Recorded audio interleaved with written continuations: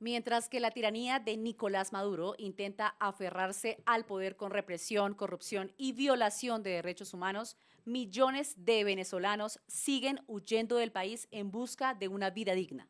Hoy la relación con Estados Unidos entra en una nueva etapa. Acusaciones de narcotráfico, recompensas por la captura de Maduro y un despliegue naval y aéreo cerca a las costas del país latinoamericano. ¿Qué significa esto para Venezuela? ¿Se acerca una democracia? Hoy hablaremos de esta situación en Contracorriente, el programa de análisis y opinión de Desarrollemos TV. Bienvenidos.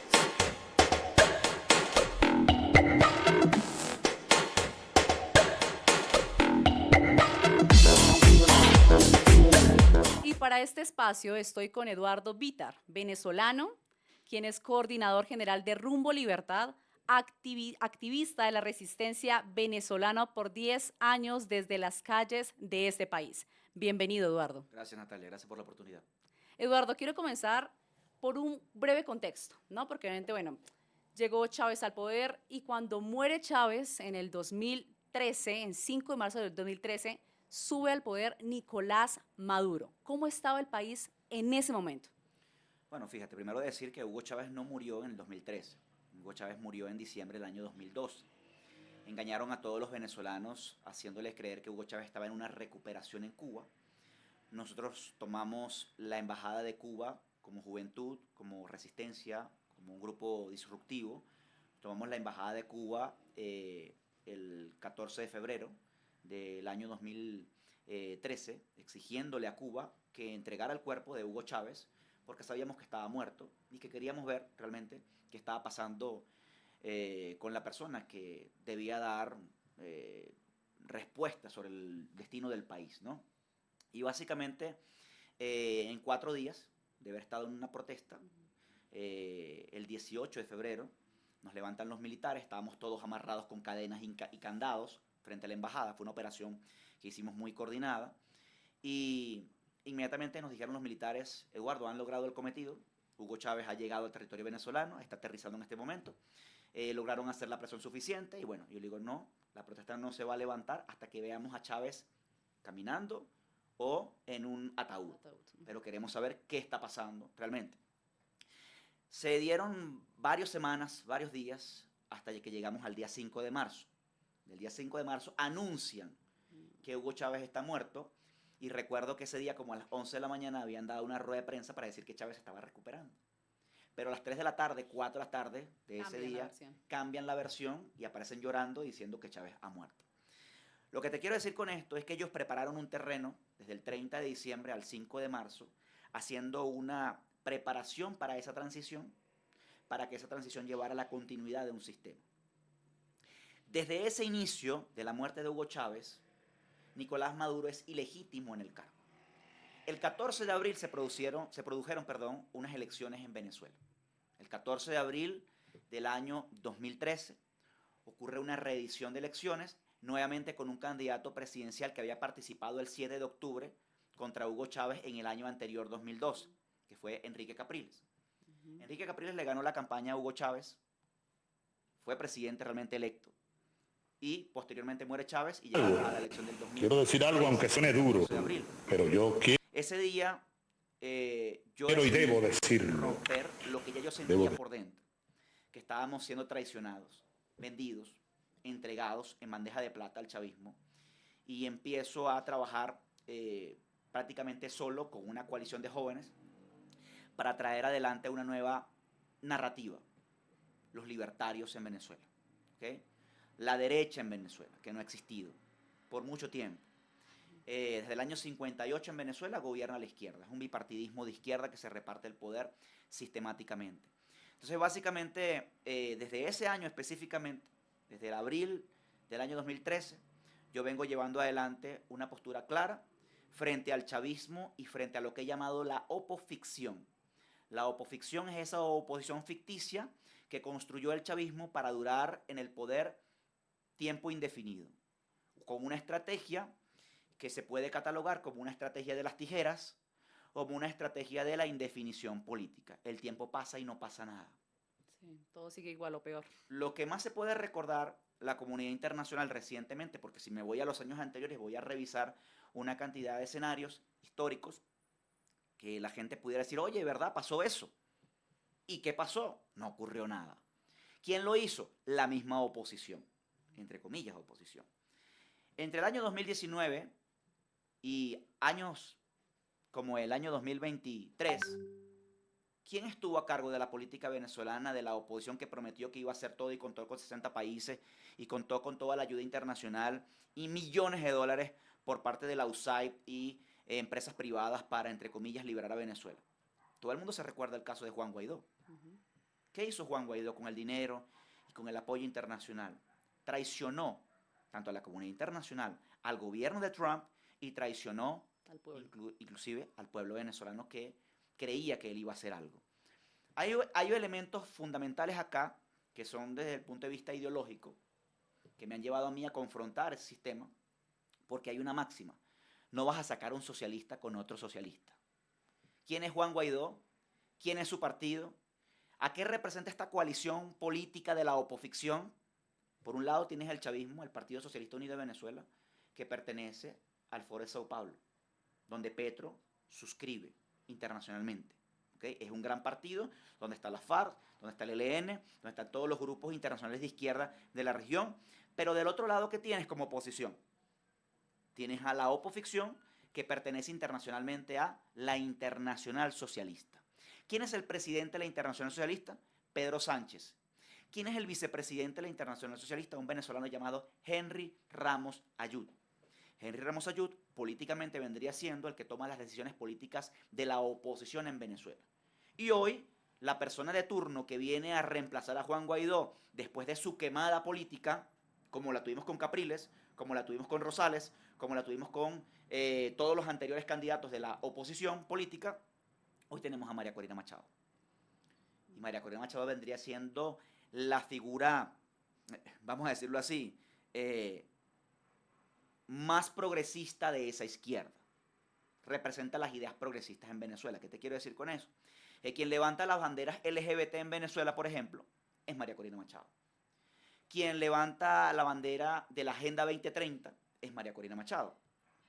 Quien llevó adelante un proceso de desarme de la población legítimamente armada en Venezuela fue María Corina Machado.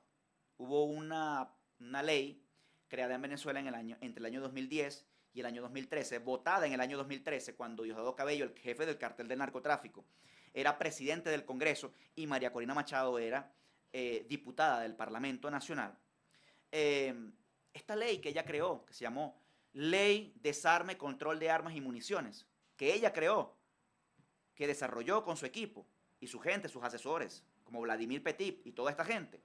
Bueno, el jefe del cartel del narcotráfico, Diosdado Cabello, vio este proyecto y dijo, vamos a votar esto. Fue una votación por unanimidad.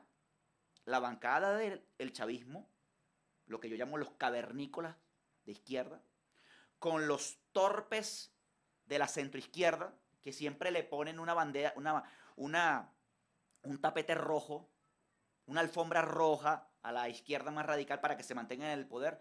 Ellos votaron este proyecto por unanimidad. ¿Y a quién desarmaron? Al delincuente, al criminal, al narcotraficante. No, desarmaron al hacendado, desarmaron al productor, desarmaron al agricultor, desarmaron al que tenía una panadería, desarmaron al padre, al jefe de familia. A esa fue la gente que desarmaron. ¿Por qué? Porque el argumento era, María Corina Machado en una entrevista dice inclusive, cuando ellos vean, los criminales vean que estamos desarmando a la población buena, ellos también van a entregar sus armas.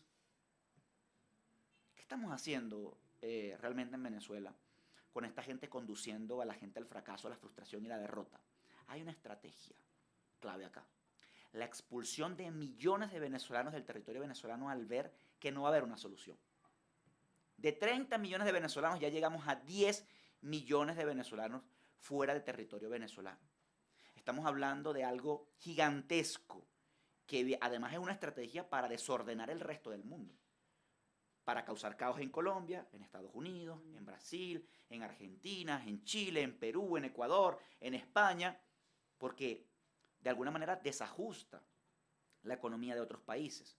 Entonces el chavismo está en esa estrategia de, si yo me jodo, tú también. Se joden todos. Exactamente.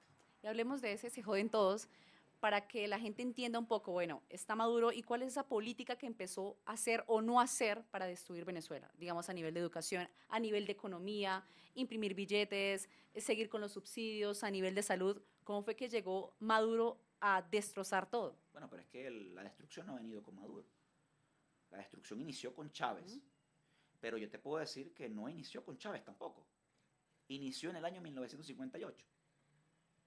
Nosotros tuvimos en Venezuela un periodo militar de, te voy a decir un resumen, 10 años, para no contar los periodos anteriores militares que tuvimos en Venezuela. Producto de todas las guerras en el mundo, se protegía a Venezuela de que en Venezuela no vinieran estas ideas marxistas, leninistas, trotskistas. En los años 20 tuvimos una persona adelantando estas ideas, trayendo la idea de Marx, de Lenin, de Engels, de todos estos, de Gramsci, todas estas ideas malsanas. ¿Y quién desarrolló esta idea en Venezuela con el partido, el PCV? El Partido Comunista Unido de Venezuela, el Partido Comunista de Venezuela, perdón. El creador de la idea del Partido Comunista en Venezuela fue Gustavo Machado. Puede sonar un poco ese apellido. Eso no significa que las personas que vienen de su generación o familiares o de su apellido tengan la misma idea. El problema no es ese. El problema es que los familiares de hoy, los amigos de hoy, los relacionados con ese apellido hoy, dicen que son los padres de la democracia. ¿Cómo yo puedo pensar que un Gustavo Machado es padre de la libertad y de la democracia en Venezuela? Cuando esos sectores militares que estaban en el país anteriormente, como Pérez Jiménez, se encargaron de proteger a Venezuela de las ideas marxistas. Cuando Venezuela económicamente estaba disparada y creciendo, ibas a Caracas y te encontrabas una megaciudad en aquellos años 50, 60. Entonces tú dices que el problema no llegó con Chávez. Chávez es una consecuencia del deterioro de los 40 años anteriores a Chávez. Porque pasamos de tener una economía próspera, de una grandeza impresionante, de un amor patrio increíble. Todo el mundo tenía que ver con Venezuela. Sí. Toda la migración que huía de las guerras se iba a Venezuela. Hasta los colombianos, ¿no? Nosotros vivimos esa experiencia en los años 60, 70, 80, inclusive hasta el 90, recibimos en Venezuela unos 4 millones de colombianos. Entonces hay una experiencia de vida de que algo dejó el periodo militar en Venezuela, pero que se fue deteriorando producto del paternalismo de Estado, corrupción, lo que es, podemos llamar la oclocracia. ¿Qué es la oclocracia? Lo hablaba Polibio, por ejemplo. La oclocracia es la deformación de la democracia desde la política hasta el sentimiento de la gente, hasta el último valor de la gente. Que la gente diga, si él es corrupto, yo también. Si él es un delincuente, yo también. Si él habla mal, yo también. Entonces tienes un presidente como Petro, mal hablado, que no le interesa absolutamente nada lo que opine el resto de él, puede ser grosero, puede comportarse como le da la gana, puede hablar en televisión ebrio, y el pueblo, mucha gente del pueblo dice, bueno, si él está ebrio, yo también puedo estar ebrio, y puedo hacer cosas ebrio. Entonces, así hay una cantidad de cosas que no son por casualidad o por un error político. Es que Maduro dijo una burrada, ríanse todos. Es una estrategia perfecta. Es hacer que todo el mundo hable de eso. Y eso es lo que ha ocurrido. La gente se distrae con las estupideces y no le presta atención a lo importante. Entonces nosotros estamos hablando realmente que Hugo Chávez llega al poder no por una casualidad, porque el 4 de febrero de 1992 había una crisis insostenible en Venezuela, porque los partidos que hoy son la oposición en Venezuela estaban gobernando para robarse los ahorros de los venezolanos, de las pensiones y todo lo que tenían en los bancos.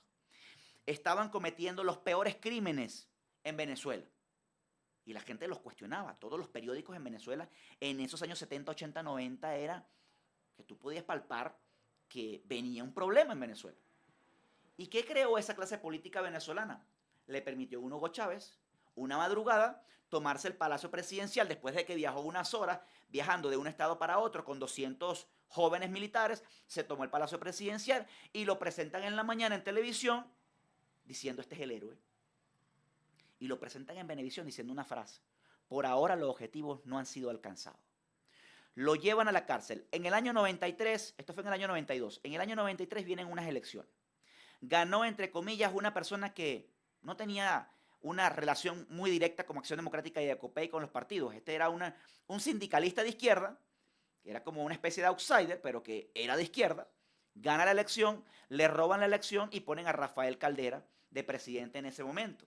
Es Rafael Caldera, presidente del partido donde militaba el padre de Hugo Chávez, que era el padre de Hugo Chávez, era el presidente del partido en el estado Barinas, y logran liberar a Hugo Chávez de la prisión, que no tuvo un juicio, tuvo un sobresedimiento de la causa, no pasó por juicio. Es decir, los 200 muertos de esa noche 4 de febrero del 92 no fueron resarcidos. Militares y civiles, inclusive niños, que recibieron disparos porque entraron disparos por ventanas de las casas.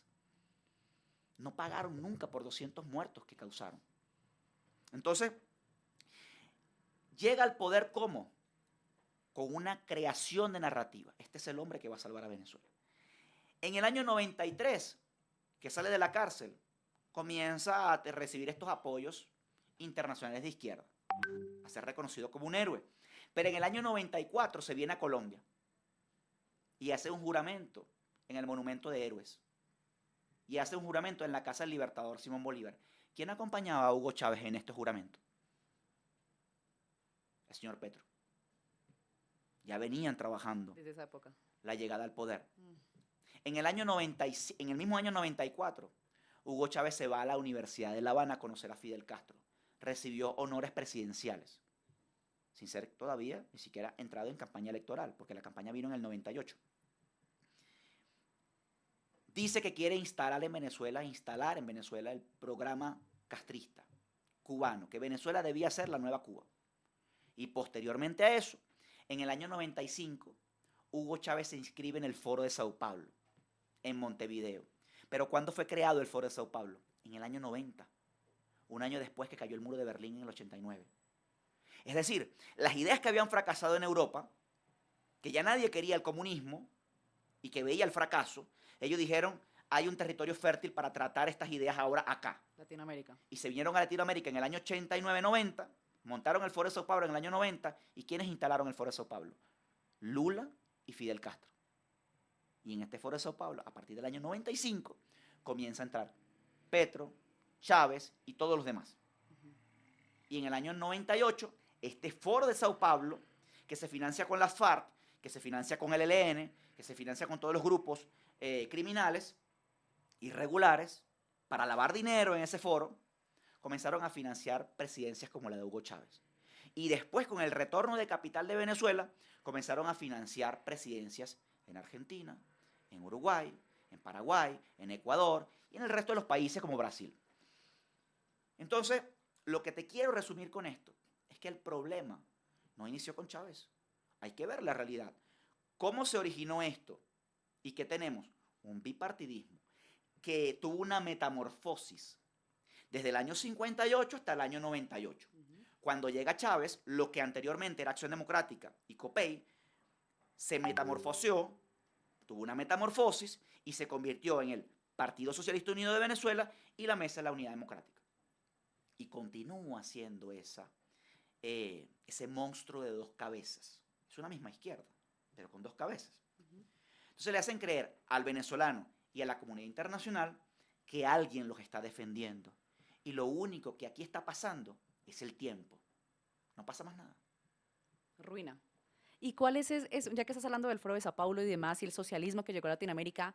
Ya, Chávez está muerto, pero está Maduro, o sea, lo sucedió Maduro. ¿Cuál es el objetivo, o sea, de estas presidencias, por ejemplo, como presidencias, por así llamarlo, darle un tiranías, dictadura, de fondo? O sea, ¿cuál es el trasfondo de ese socialismo que pensó el siglo pasado aquí en Latinoamérica y que sigue Maduro ahí instaurando en Venezuela? ¿Cuál es el fondo, el objetivo, el trasfondo para que la gente comprenda?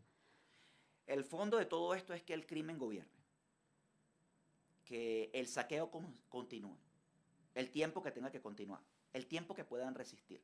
Y van a estar ahí hasta el momento que haya una fuerza militar, una fuerza real que los pueda desplazar, una fuerza superior, una fuerza mucho más hábil, mucho más inteligente, que entienda que lo que tiene que pasar en Venezuela es una remoción de un sistema que tiene que acabarse de raíz. Esto no se trata de sacar a Maduro, porque te puedes llevar a Maduro. ¿Quién gobierna mañana? Dios dado. ¿Qué va a pasar mañana? Pasado. ¿Qué va a pasar en los próximos 90 días? Estamos planteando un plan mucho más grande que eso, mucho más superior a eso. Por eso, acá el tema radica en que Maduro tiene una gran capacidad con una narrativa muy poderosa de mentir. La mentira es su línea. Lo que no podemos hacer nosotros es mentir. Esa no puede ser nuestra máxima. Y lo que ha hecho la opoficción venezolana en los 26 años del chavismo es mentirle a la gente. Todo el tiempo le dicen a la gente, faltan horas. Darles esperanza. Ya se acaba. En los próximos minutos ya estamos resueltos. Y van al diálogo, y van al acuerdo, y van a la mesa de Barbados, y llaman a Petro como intermediario, y llaman a Lula como intermediario, y María Corina felicita a Petro, y felicita a Lula, y felicita a Biden, y felicita a Kamala, y vemos presidencias, candidaturas como la de Bolsonaro, como la de Milei, como la de Trump, y otras candidaturas en el mundo que no son apoyadas por la opoficción. Van y apoyan a la izquierda de estos países, o van y apoyan a la centroizquierda, pero nunca apoyan al candidato que viene a imponer valores, que viene a defender sus naciones. Entonces yo creo realmente acá que Maduro realmente va a salir del poder, es claro de que va a salir del poder, pero tenemos que tener cuidado, porque lo que puede venir después puede ser caótico, puede ser peor si no hay un plan. Y mi llamado siempre ha sido a los Estados Unidos, a la gente que conozco, a que tengan todas las líneas cubiertas, porque si no están esas líneas cubiertas, el blindaje que pueden tener posteriormente puede ser mucho peor al que han tenido hasta hoy, porque pueden vender una ilusión de cambio, porque puede venir una falsa democracia en Venezuela, donde tengas a un, entre comillas, líder de la oposición dirigiendo un gobierno, pero tengas todo el chavismo por detrás. Eso sería peor, porque seríamos acusados nosotros de irresponsables, de que la verdadera oposición no pueda volver al país, de que los verdaderos líderes de la resistencia que lucharon durante años para deponer un sistema como este sean continuadamente perseguidos, siguiendo acusados como terroristas inclusive, por haber confrontado a los grupos criminales en territorio venezolano. Entonces, nosotros estamos trabajando en un plan que va mucho más allá de una operación como la que está trabajando Estados Unidos. Felicitamos al gobierno de Trump en cada uno de sus mandatos, no solamente ahora, sino en el mandato anterior, que tuvo la mejor voluntad de acabar con el régimen entre el año 2017 y hasta el final de su mandato, antes de que llegara y Biden se robara las elecciones. Entonces, básicamente, nosotros queremos que en Venezuela haya una libertad de verdad, no una libertad media, porque te puedo poner el ejemplo de la mujer media embarazada, que muchos pudieran traer. No existe una mujer media embarazada. O estás embarazada o no estás. En el mismo caso de la libertad. O hay libertad o no hay libertad. No me vendas una mediana libertad, porque seguirá siendo lo que está gobernando hoy. Entonces, que puedan vendernos la ilusión de que Maduro va a salir del poder. Bueno, eso es posible, pero te digo algo. Estados Unidos, cuando ha hecho operaciones realmente militares para acabar un sistema, para detonar a unos criminales, los medios de comunicación son los últimos en enterarse. Las noticias son noticias cuando está pasando la operación militar, cuando ya el tipo va en un helicóptero, cuando ya el tipo está derrotado, cuando está siendo capturado. ¿Cuántos días van de los medios de comunicación tradicionales o los medios de comunicación pro la opoficción diciendo que ahora sí, ahora sí, ahora sí, ahora sí, ahora sí, y continúa una especie de que hay algo que no cuadra? ¿Cuál es la negociación aquí? La negociación la está llevando adelante ¿quién? La opoficción. Porque si la opoficción está llevando adelante una negociación, lo que puede ocurrir es que Donald Trump se pueda llevar un triunfo, entre comillas, pequeñito. Es decir, Maduro. Sí. Pero que puede venir después un mega error. Pueden hacer fracasar a Trump. Porque lo que hemos visto de declaraciones de Edmundo González y lo que hemos visto de declaraciones de toda la opoficción incluida María Corina Machado, es que ellos quieren un gobierno de unidad con el chavismo. Explíquenos. ¿Cómo que unas personas criminales que estafaron al país, que robaron billones de dólares a Venezuela, pueden seguir teniendo impunidad? En mi caso, yo no creo en la impunidad. Yo no creo que el chavismo deba merecer continuar en el poder. Ni siquiera siendo política. Ni siquiera siendo parlamentario, ni alcalde, ni gobernador, ni asesor, ni siquiera. Eso no puede ocurrir. Sería premiarlos. Y eso es lo que está planteando la oposición. Entonces, nosotros nos estamos planteando en este escenario de que si esto llegase a ocurrir, nosotros vamos a ser el único grupo que va a permanecer firme para que en Venezuela haya una transformación a profundidad. Y vamos a tener vigencia. Porque si esto llega a ocurrir, nos vamos a plantar firme a entrar al territorio venezolano a decirle que se va el chavismo, pero que también se va la oposición. Porque en Venezuela tiene que venir una restauración verdadera. Antes de tocar ese punto, quiero enfocarnos en tres temas puntuales. El primero, lo que tú dijiste anteriormente, fue cómo Maduro ha instaurado, digamos, la pobreza, el robar, la burocracia y demás, para que mucha gente, más de 10 millones de personas, hayan salido del país. O sea, ¿qué hizo? Quiero ver como los medios, ¿sí? Como de qué manera, expropiación, Sí. acabar las empresas. ¿Qué hizo Maduro? El primer tema. Y el segundo tema es saber por qué está tan anclado Maduro. ¿Qué pasa con el narcotráfico, el cartel de los soles o la cúpula militar? Que mucha gente dice, pero ¿por qué la cúpula militar sigue ahí atento a Maduro? ¿Por qué no hay un golpe de Estado? Quiero que por favor Perfecto. hablemos de estos dos temas para que la gente también se dé como un contexto general de esta realidad.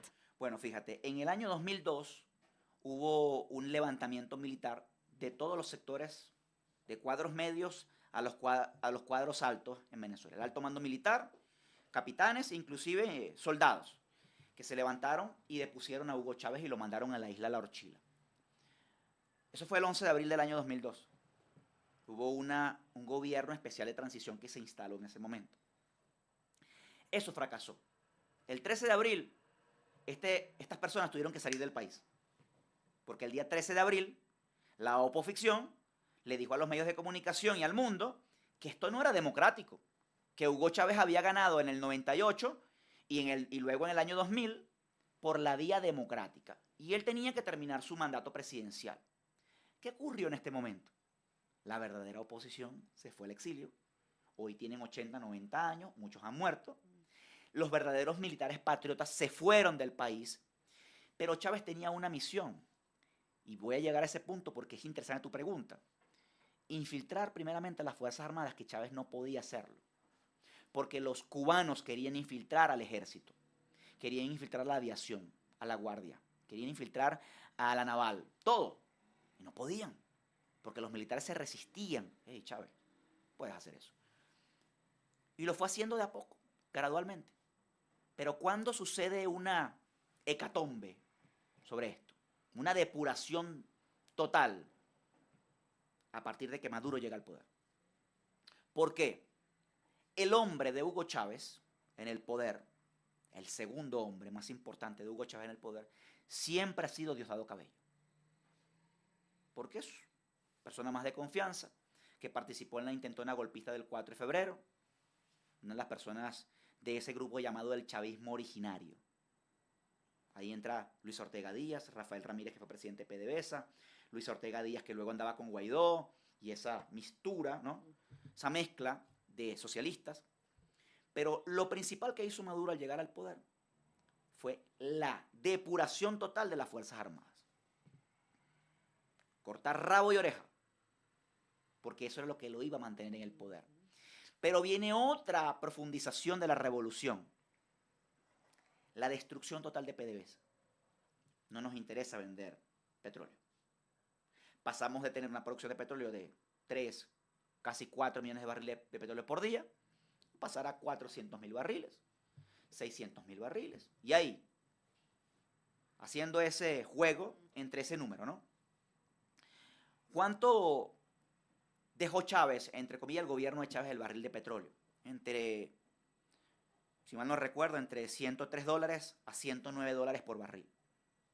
Si hacemos un cálculo especulativo, al hoy, que puede estar en $60 por barril, llegó a caer a 50, cuando la producción aproximadamente en la extracción puede ser unos $17, la producción de un barril de petróleo, aproximadamente. El régimen de Maduro consiguió un negocio impresionante que fue crear la plataforma del narcotráfico para el mundo. Ya no interesaba el petróleo. Ponemos el caso de hoy, barril de petróleo a $60 y un kilo de cocaína en el mundo no mínimo de $20,000, $50,000, $70,000, $100,000 por un kilo de cocaína. Entonces, si puedes decir qué exporta hoy, en qué produce hoy Nicolás Maduro, yo te puedo decir que hoy el régimen venezolano le paga a muchos de sus empleados públicos con dinero del narcotráfico. No con el dinero del Estado venezolano, porque Venezuela, ¿qué produce hoy? Venezuela produce, aparte de pobreza, dinero del narcotráfico. Dinero del robo de nuestras arcas del oro y de otras cosas. Venezuela sigue teniendo hoy las mayores reservas de petróleos del mundo. Tenemos bajo tierra en petróleo por lo menos 200 años de petróleo bajo tierra. Pudiéramos apostar hasta más. Muchísimo. Y llevando una producción a los 4 millones de barriles por día. Pero con 90% de los pozos petroleros parados. ¿Okay? Eso tenemos que revisarlo porque cuando hay un cambio a profundidad, tiene que haber rápidamente la restauración de estos pozos petroleros y que podamos ver a Venezuela prosperar de acuerdo a sus riquezas. También tienes el tema del oro. Venezuela tiene la mayor reserva de oro del planeta y lo están haciendo de una manera irregular, de una manera ilícita. Se están robando nuestras riquezas y a Venezuela no le queda absolutamente nada para construir carreteras, para reparar sus hospitales, para la seguridad, para la defensa, para los militares. Esto no ocurre. Los militares de Venezuela se mueren de hambre. ¿Cuánto gana un militar venezolano en Venezuela hoy? ¿Cuánto gana un soldado aproximadamente en Venezuela? Puedo decirte que de 15 a $50 por mes. Aquí los que se llevan la riqueza y tienen un buen salario, miles de dólares, son los coroneles, los generales. Altos mandos. Algunos capitanes que están envueltos en el narcotráfico. Pero un militar del pueblo, la gente, puede cobrar de 15 a $50 por mes, que tiene que rebuscarse y convertirse en un corrupto, como lo que te hablaba de Polibio. Corromper hasta la última fibra del ser humano. Este hombre tiene que montar una alcabala y matraquear, como dicen, al que no tiene licencia para manejar un vehículo, no tiene el carnet de circulación.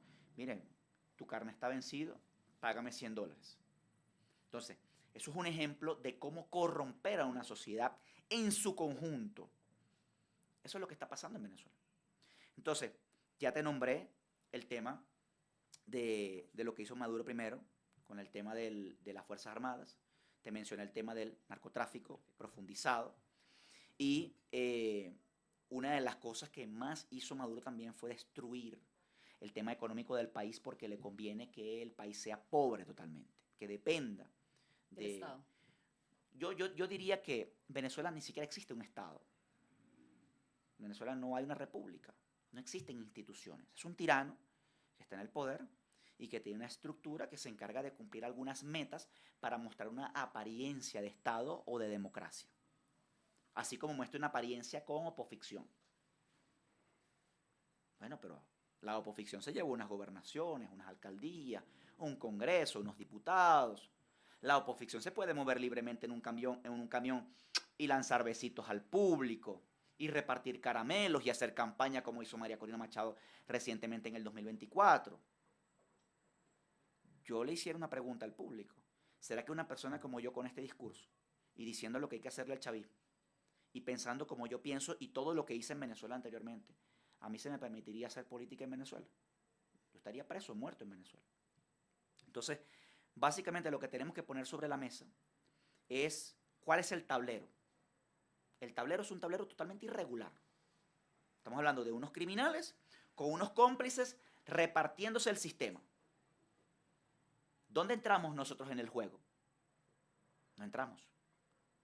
Hay que acabarles el juego. Hay que trabajar para romper este juego.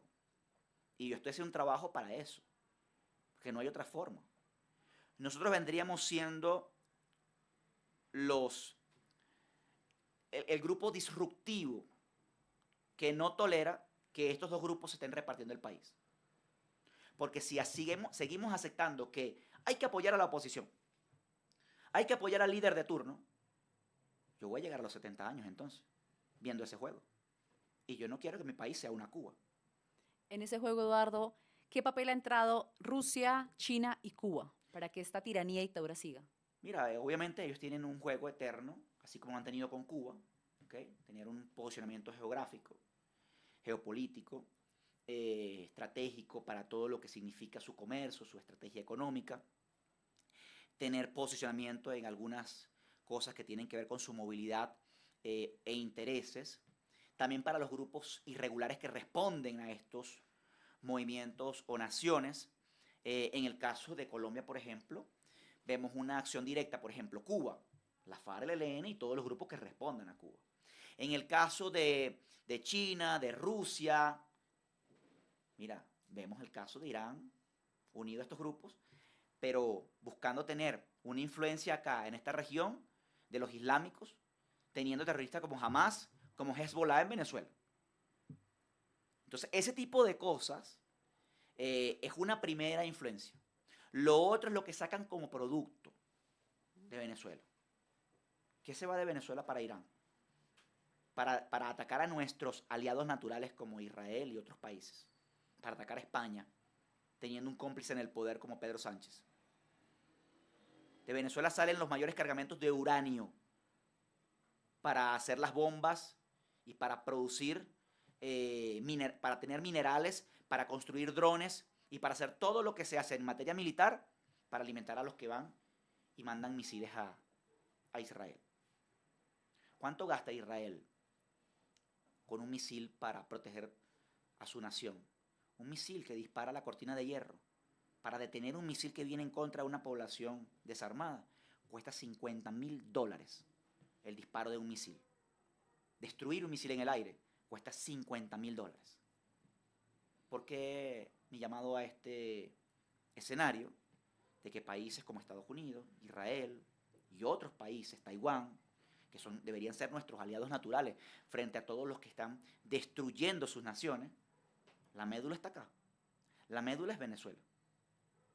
Aquí está la caja de Pandora.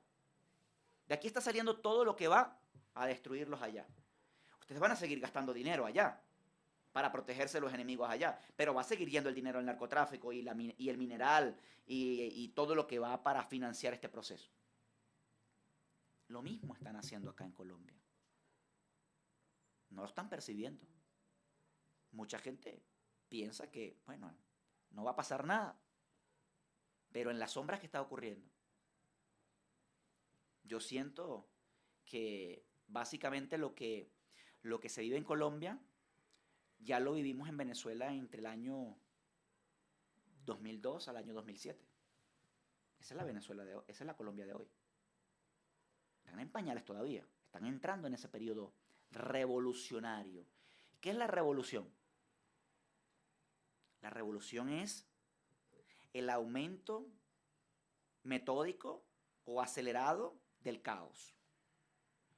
Y en ese aumento metódico o acelerado del caos, ellos siempre te presentan la solución. ¿Y qué es la solución? Más caos indefinido. Nunca hay solución. Por eso es que yo me gustaría ver en Colombia gente levantándose que no responda a los intereses de los partidos, que no responda a los intereses de las cuotas partidarias, a la repartición del país. Hay que responder por la integridad de la nación, por el patriotismo, por lo que se puede perder. Colombia ha vivido aproximadamente 100 años de convulsión. Fíjense un ejemplo, te lo quiero dejar acá, porque el caso de Rusia y el caso de lo que hace China y el caso de lo que han hecho con Brasil y otros países, comprando territorios para dominar territorios en nuestros países, es gravísimo. Cuando Chávez llegó al poder, Chávez no tenía una FARC. Cuando Chávez llegó al poder, no tenía el ELN. Cuando Chávez llegó al poder, no tenía grupos narcotraficantes. Las Fuerzas Armadas no lo dejaban. Las Fuerzas Armadas patrióticas de Venezuela cuidaron a Venezuela por décadas de que esto no sucediera en nuestro territorio. Y no pasaban de la línea fronteriza, solo en Colombia. La diferencia es que Petro, cuando llegó al poder, ya tenía todos estos grupos instalados. Sacarlos de ahí, del poder, yo digo, miren, trabajen muchísimo y piensen más allá de lo que ven en televisión. No es lo que ustedes ven, es lo que hay por debajo. Hay que actuar como ellos actúan con malicia, hay que actuar con sabiduría. ¿Qué es lo que puede venir después de Petro? Algo peor, si no se toman los correctivos. Entonces, yo sí sé que Venezuela va a ser libre.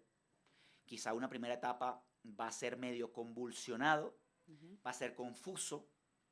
Se está actuando con una oposición que actúa dentro de un plan de un sistema izquierdista. Por lo tanto, ellos van a buscar sobrevivir y que sobreviva su máximo exponente. Y nosotros estamos en el juego para que ese juego no se cumpla. Eduardo, a eso va mi última pregunta, porque claro, hay un contexto aquí álgido, uno sabe qué va a pasar, lo de los buques, incautación de dinero en activos de Estados Unidos que le incautaron a Maduro, lo de la recompensa de $50 millones. ¿Tú qué crees que va a pasar en las próximas semanas? O sea, porque tú decías, pueden capturar a Maduro, ¿tú crees que lo capturen? Pero después de esa captura, ¿qué va a pasar? O sea, ¿cómo lograr que Venezuela pueda ser libre en verdad de esta tiranía y dictadura? Mira, tengo mis dudas. Confío en el presidente Trump, confío en su disposición de ver una nación libre como Venezuela, que sabe que los venezolanos son gente de trabajo, de esfuerzo, de sacrificio, que han sufrido mucho todo lo que significa el exilio para un peso de 10 millones de personas. Y tú que también eres exiliado, ¿no? Sí. Tú. Yo tengo mis reservas de que realmente vaya a pasar algo efectivo. No digo que no pueda pasar algo puntual, ¿ok? Pero sí algo efectivo, que pueda remover lo que atormenta se le puede llamar una película de ficción en Venezuela, ¿ok? Yo creo que Nicolás Maduro pudiera estar en puertas de salida, si pudiera haber alguna negociación, bien sea para que él se vaya preso, o para que se vaya al exilio, o para que termine asesinado. ¿Okay? Esto pudiera ocurrir porque estamos hablando de que por un lado hay $50 millones, que por otro lado hay grupos que están trabajando para su captura, que por otro lado tienes a la Marina y a todo lo que significa la inteligencia norteamericana en el Caribe. Y esto no se mueve de gratis. Algo tiene que pasar. ¿Okay? Mi mayor temor es que haya una traición al presidente Trump, porque hay la intención. Pero yo te puedo decir que la buena intención no preña. Eso es algo elemental. Yo puedo desear una mujer, puedo querer hacer algo con esa mujer, puedo querer tener una vida con esa mujer, puedo querer hacer una familia con esa mujer, pero si esa mujer no me quiere y no estamos en una cama y no nos unimos como un par, no va a ocurrir el fruto de la vida, no va a ocurrir un hijo, ¿ok? No van a hacer la libertad en Venezuela. Si lo que está haciendo Estados Unidos no está compenetrado con una oposición real en Venezuela. Porque lo que pudiera ocurrir acá es que mientras Trump está queriendo hacer algo y Trump le comunique esto a la oposición se lo puede comunicar a Nicolás Maduro, se lo puede comunicar a Diosdado, y lo que pudiera ocurrir acá es un pacto para que no suceda lo que Estados Unidos está provocando. Es decir, vender la ilusión a Estados Unidos que la presión ha hecho que Maduro se vaya a Rusia, se vaya a China, se vaya a Cuba, y ocurra una transición donde entra María Corina, donde entra Edmundo en ese juego de poder, pero que el resto del chavismo queda igual. ¿Qué pasaría con los barcos? ¿Qué pasaría con Estados Unidos? Volverían a los Estados Unidos. Aplausos. Trump tiene una victoria. Se fue Maduro. Pero se quedó. En la realidad que vivimos en Venezuela, el chavismo continúa. Entonces, tengo un gran temor de que el plan esté incompleto. Y estoy haciendo un esfuerzo sobrehumano para que el plan de la Casa Blanca, el plan del presidente Trump y el plan de otros grandes aliados reciban dentro de ese rompecabezas una ficha elemental que hace falta para que todo un plan tenga éxito. Eso es lo que estamos haciendo actualmente. Venezuela merece ser libre, pero libre de verdad. Sí. Con un gobierno auténtico, que venga a poner orden, que venga a perseguir a los criminales, que no le dé perdón a los que hicieron absolutamente posible todo este desastre y han causado que en Colombia por lo menos hayan 4 millones de venezolanos. Ujú. Eso es algo inaceptable que la oposición esté pensando en gobierno de unidad nacional. Y te lo dicen descaradamente en las entrevistas. Cuando le pregunta el hijo de Trump a María Corina Machado si está de acuerdo con una solución militar, hace unas semanas, María Corina Machado le dice que eso es una locura. No, nosotros no queremos intervención militar. Lo dice ella en una entrevista con el hijo del presidente Trump. ¿Cuál es el recado que estás enviando? Además, ella asegura que está hablando con la administración para pedirle que eso no. Eso no. Ellos quieren comunicados. Es decir, este comportamiento que se viene viendo diplomáticamente con la OEA, con la ONU y con diferentes líderes. Maduro, por favor, haz elecciones. Maduro, por favor, entrega el poder. Maduro, por favor. Por favor. ¿Cómo se le pide por favor a un criminal? No Imposible. se pide. Es así. O sea, ¿qué sigue? Y tú, digamos, desde tu activismo, ¿qué estás haciendo? ¿Qué están haciendo? ¿Qué sigue para ayudar, para entrar a esa fase, como tú decías, no una opoficción, sino que realmente haya una oposición real y que muchos puedan regresar a su país, muchos de los que están por allá, están en Europa, en Asia, África, puedan regresar a Venezuela? Mira, sería torpe de mi parte decirte en este momento lo que estoy haciendo. ¿Okay? Sería irresponsable también porque destruiría quizás la única posibilidad que tenemos para ser libres. Yo recuerdo que en el año 2017, perdón, y recuerdo que en el año 2018 viajé el mundo llevando adelante un plan para liberar a Venezuela. En este plan estaba insertado el gobierno del presidente Bolsonaro, su hijo Eduardo Bolsonaro, estaba llegando Donald Trump al poder por primera vez en los Estados Unidos y planteamos un gobierno cívico-militar. Planteamos un alto comando para la liberación de Venezuela. Dijimos, vamos a tener un director de esa orquesta, vamos a decirlo así, que va a proteger toda esa orquesta de que todo salga bien y de que se pueda actuar de manera sigilosa y por otro lado bien armónica, ¿ok? Cada quien tocando el instrumento como hay que tocarlo.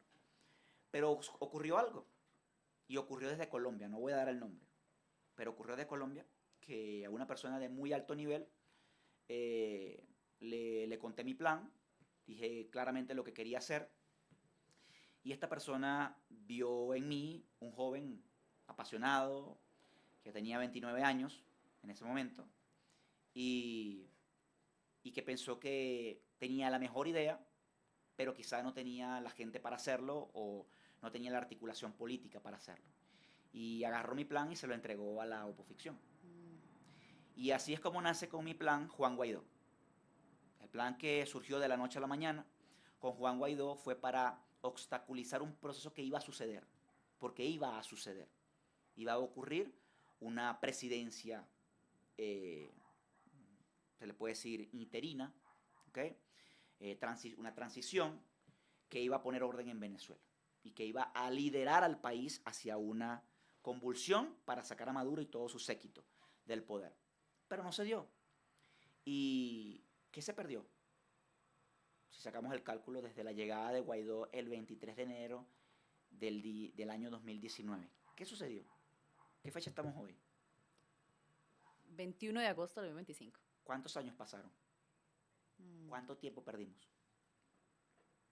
Quizá si se hubiese respetado que teníamos la mejor intención, que teníamos el mejor plan, que teníamos la intención y la vocación, el compromiso de llevar adelante esto, y no se hubiese banalizado la edad, y lo que se hubiese hecho era articular personas sabias para que pudieran ayudarme a concretar lo que yo había desarrollado como idea, nos hubiésemos ahorrado los años de pesadilla que hemos tenido con el chavismo en el poder, jugando a la democracia con criminales, como lo vimos el año pasado. Yo no acepto esa elección, porque Maduro No es candidato a nada porque llegó al poder irregularmente desde el día que Chávez se murió. No es presidente. No había que convocar elecciones con él. Y mucho menos en el 28 de julio del 2024 convocar elecciones con un narcotraficante. Hagamos el ejercicio.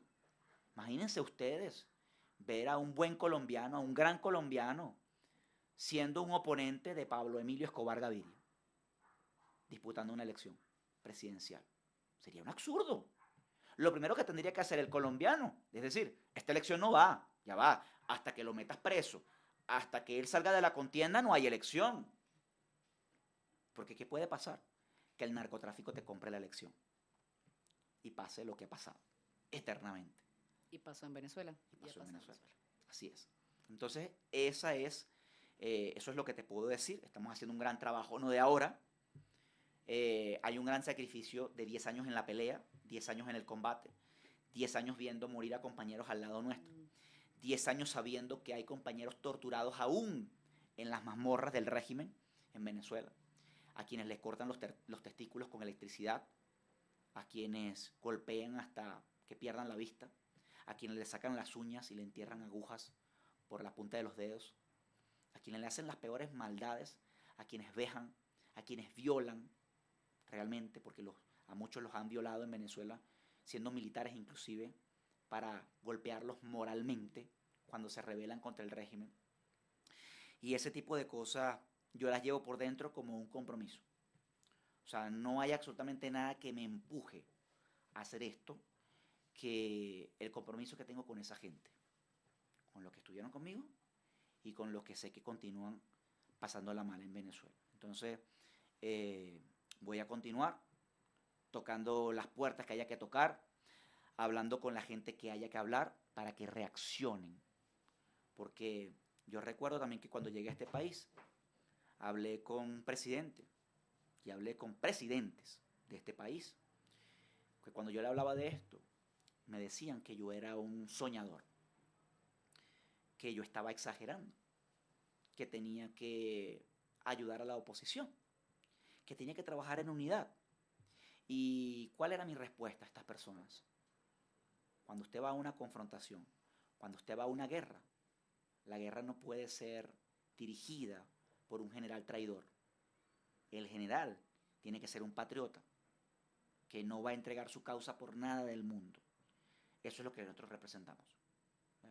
Pues Eduardo, muchísimas gracias en verdad por tu conocimiento, tu experiencia, tu lucha también desde el activismo, por salir a la calle, salir a las redes, ir a congresos o ir a presidencias, donde tengas que ir para ayudar a que Venezuela logre ser libre, que muchos puedan volver y que muchos puedan encontrar su libertad económica, en salud, en educación, en todos los aspectos. Gracias por esta entrevista. Gracias a usted por la oportunidad. Muy pocos lo hacen. No, muchísimas gracias y bueno, recuerden que esto es Contracorriente, seguimos en la lucha, seguimos expectantes también de lo que va a pasar en Venezuela, apoyando las causas que son justas, que son verdaderas para la libertad de este país hermano. Nos vemos hasta una próxima, esto es Desarrollemos TV.